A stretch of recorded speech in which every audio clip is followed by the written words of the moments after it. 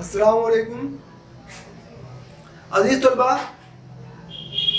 आज की वीडियो 8वीं जमात के लिए है और आज आप एक ऐसे यानी जिसको उर्दू में मजमून कहा जाता है वो लिखेंगे।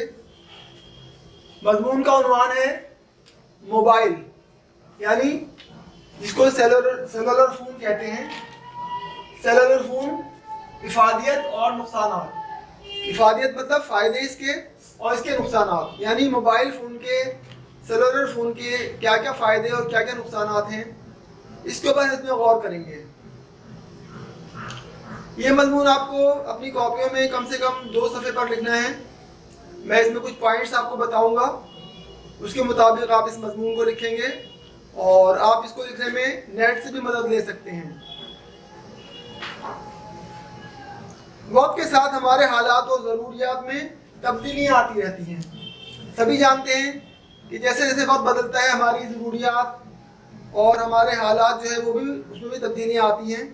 एक ज़माना वो था जब एक दूसरे की खैरियत जानने और पैगाम रसानी का ज़रिया सिर्फ ख़त किताबत हुआ करता था। एक जगह से दूसरी जगह कोई ख़बर भेजने में कई कई दिन लग जाते थे, फिर कई दिन तक जवाब का इंतज़ार भी करना पड़ता था। आमदोरफ्त के ज़राए यानी आने जाने के जो ज़राए थे, गाड़ियाँ वगैरह, वो बड़े महदूद और सुस्त होते थे। बहुत टाइम लगता था एक जगह से दूसरी जगह आने जाने में। किसी से कोई काम होता तो उसके घर तक जाना पड़ता था।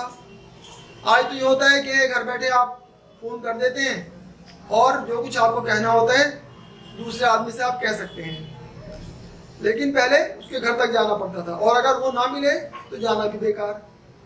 किसी को पैगाम देकर आओ कि भाई वो आ जाए तो उनसे ये बात कह देना, या फिर घर में कई बार ऐसा होता था कि ताला लगा हुआ मिलता था तो फिर दूसरे किसी वक्त आओ, दोबारा जाना पड़ता था। कौन कब कहाँ है पता ही नहीं चलता था। फिर थोड़े दिन के बाद में MTNL के फ़ोन अगर होते भी थे तो बस हाल खाल यानी कहीं कहीं पूरे इलाके में 2-4, और ये फ़ोन इस वक्त मालदार होने की अलामत समझे जाते थे। जो मालदार लोग हुआ करते थे वही MTNL के फ़ोन रखा करते थे। MTNL के फ़ोन जो है वो भी बहुत कम होते थे। तकरीबन 25 साल में एक छोटा सा आला आया, उसको पेजर का नाम दिया गया। पेजर भी आपने शायद देखा होगा या आप में से कुछ लोगों ने देखा होगा। लोगों को काफ़ी राहत मिली। आप अपना मुख्तसर पैगाम किसी शख्स को भेज सकते थे या उससे फ़ोन करने के लिए कह सकते थे। पेजर पे आपने मैसेज डाल दिया कि भाई मुझको ज़रा फ़ोन कर लीजिएगा, तो फिर वो अपने पैगाम को देख के, उस मैसेज को देख के फ़ोन कर लिया करते थे। लेकिन कुछ ही वक्त गुजरा कि सेलुलर फ़ोन ने तो लोगों को हैरान ही कर दिया। दुनिया हैरान हो गई। ये एक तरह से दुनिया जो है मुट्ठी में आ गई लोगों की। हकीकत में दुनिया मुट्ठी में है इस वक्त, लेकिन ये काफ़ी महंगा साबित हुआ। शुरू में काफ़ी महंगा था और सिर्फ महंगा शौक था, सिर्फ बिजनेस क्लास जो है वो इसको रख सकती थी, क्योंकि उस वक्त फ़ोन करने के ही नहीं बल्कि फ़ोन रिसीव करने के भी पैसे लगते थे। और फ़ोन रिसीव करने वाला अगर किसी के पास फ़ोन आया है तो वो रिसीव करने वाला भी कई बार सोचता था और एक एक मिनट की कीमत जो है वो उसको चुकानी पड़ती थी। फ़ोन करने वाला भी जल्दी जल्दी अपनी बात पूरी करना चाहता था और फ़ोन सुनने वाला भी घबराता रहता था, क्योंकि पैसे लगते रहते थे। वक्त गुजरा और होते होते आज ये आलम है कि बच्चे बच्चे के हाथ में मोबाइल आ गए हैं और आते हुए इसने पूरे माशरे को हिलाकर रख दिया। समझदार लोगों ने काफ़ी वक्त तक इससे अपने आप को बचा कर रखा, लेकिन आज तो ये आलम है कि शायद ही कोई इससे बच सका हो। हर एक की एक ऐसी ज़रूरत बन गया है कि कुछ हो या ना हो, हर एक के हाथ में एक मोबाइल फ़ोन ज़रूर होगा। क्या बच्चा, क्या बड़ा, क्या गांव, क्या शहर, हर एक को इसने अपनी गिरफ्त में ले लिया है। बच्चे बच्चे के हाथ में मोबाइल है, हर एक को इसने अपनी गिरफ्त में ले लिया मोबाइल फ़ोन में, और हर कोई इसको अपनी मर्जी के मुताबिक इस्तेमाल करना चाहता है। आज एक बच्चा भी ये चाहता है कि कोई खिलौना हो या ना हो, उसका अपना एक मोबाइल फ़ोन ज़रूर हो। हर एक को अपना एक फ़ोन ज़रूर चाहिए जिसको वो अपनी मर्जी से इस्तेमाल कर सके। जहाँ इसकी ज़रूरत और इफादियत से इनकार नहीं किया जा सकता, वहीं उसके कुछ नुकसानात भी हैं जिनसे चश्मपोशी नहीं की जा सकती। तो आइए सबसे पहले हम इसकी ज़रूरत की तरफ चलते हैं। आज हमारे लिए मोबाइल फ़ोन क्यों ज़रूरी है? सबसे अहम ज़रूरत तो इसकी एक दूसरे से दूर बैठकर बात करना है, यानी दूरियां जो है वो मिट गई, फासले ख़त्म हो गए, फासले बेमानी हो गए। आप दुनिया के किसी भी कोने में अपने घर में बैठकर बात कर सकते हैं, और सिर्फ बात ही नहीं कर सकते बल्कि एक दूसरे से रूबरू भी हो सकते हैं। वो आपको देख रहा है, आप उसको देख रहे हैं, और बिल्कुल जैसे आमने सामने बैठकर बात होती है, इस तरह से बात करना जो है वो आसान हो गया। छोटी सी एक दुनिया है ये भी मोबाइल फ़ोन जो है,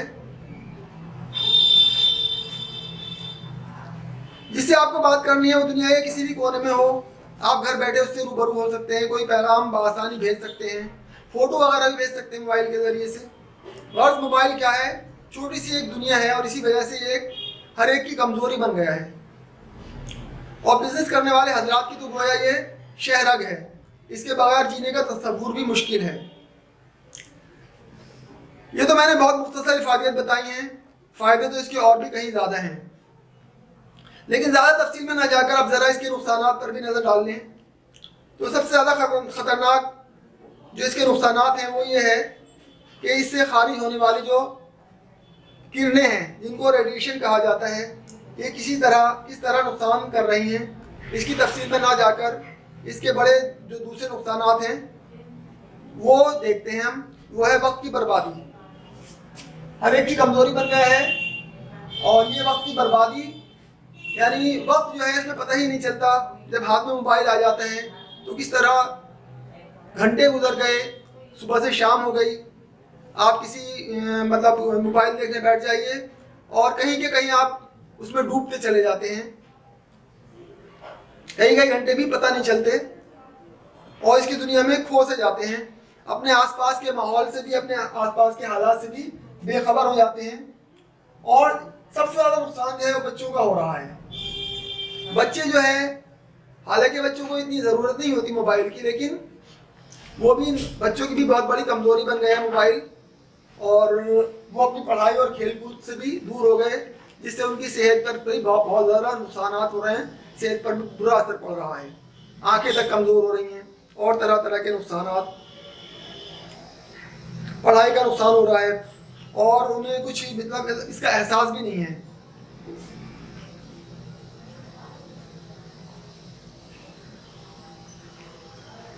मैं इसके अगर नुकसान गिनवाने बैठ जाऊं तो बहुत वक्त सर्फ हो जाएगा।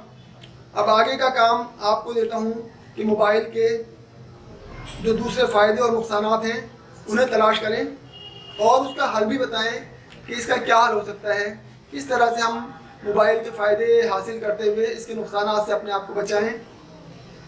क्योंकि मोबाइल तो हमारी ज़िंदगी में इस तरह दाखिल हो चुका है कि इससे अपने आप को बचाना तकरीबन नामुमकिन है। तो फिर अब क्या होना चाहिए कि इसके नुकसान से अपने आप को बचाते हुए हम इससे फ़ायदे हासिल करें। इन तमाम बातों को ध्यान में रखते हुए आप इस मौजू पर तकरीबन 2 सफ़े का एक मज़मून ये तख्लीक़ कीजिए। ये मैं आपको काम देता हूँ 8वीं जमात के लिए, और अपना काम मुकम्मल कीजिए।